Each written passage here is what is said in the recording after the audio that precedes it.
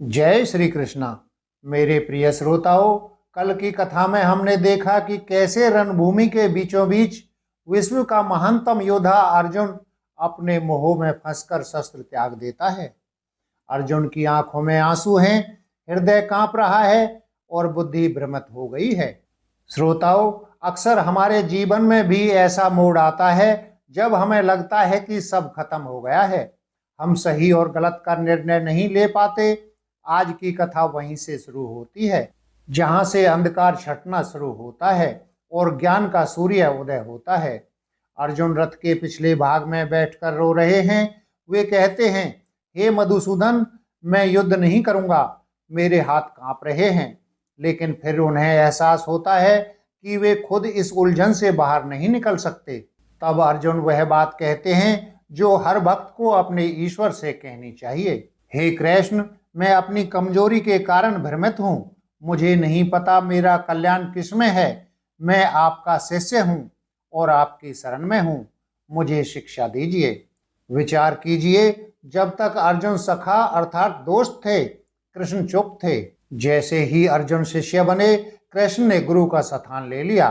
भगवान तभी बोलते हैं जब हम अहंकार छोड़कर समर्पण करते हैं। संजय बताते हैं कि जब अर्जुन अत्यंत दुखी थे, तब दोनों सेनाओं के बीच खड़े होकर भगवान कृष्ण मुस्कुराए। श्रोताओं, यह मुस्कान साधारण नहीं थी। यह मुस्कान हमें सिखाती है कि जब पूरी दुनिया रो रही हो, जब संकट के बादल छाए हों, तब भी ईश्वर मुस्कुरा रहे होते हैं, क्योंकि उन्हें पता है कि यह सब माया है। कृष्ण की वह मुस्कान अर्जुन के आधे दुख को हर लेती है। कृष्ण कहते हैं, अर्जुन, तू उनके लिए शोक करता है जो शोक के योग नहीं हैं। ज्ञानी लोग न जीवित के लिए शोक करते हैं, न मृत के लिए। हे अर्जुन, यह आत्मा न कभी जन्म लेती है और न ही कभी मरती है।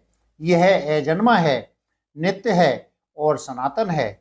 शरीर के मारे जाने पर भी यह नहीं मरती। जैसे हम पुराने कपड़े उतार कर नए पहन लेते हैं, वैसे ही यह आत्मा इस पुराने शरीर को छोड़कर नया शरीर धारण कर लेती है। कृष्ण समझाते हैं, हे पार्थ, शस्त्र इसे काट नहीं सकते, अग्नि इसे जला नहीं सकती, जल इसे भिगो नहीं सकता और वायु इसे सुखा नहीं सकती।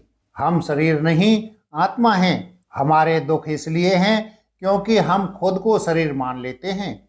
अपने परिवार के बिछुड़ने का दुख भी हमारे शरीर का मोह है। कृष्ण आगे कहते हैं, क्षत्रिय के लिए धर्म युद्ध से बढ़कर कोई कल्याणकारी मार्ग नहीं है।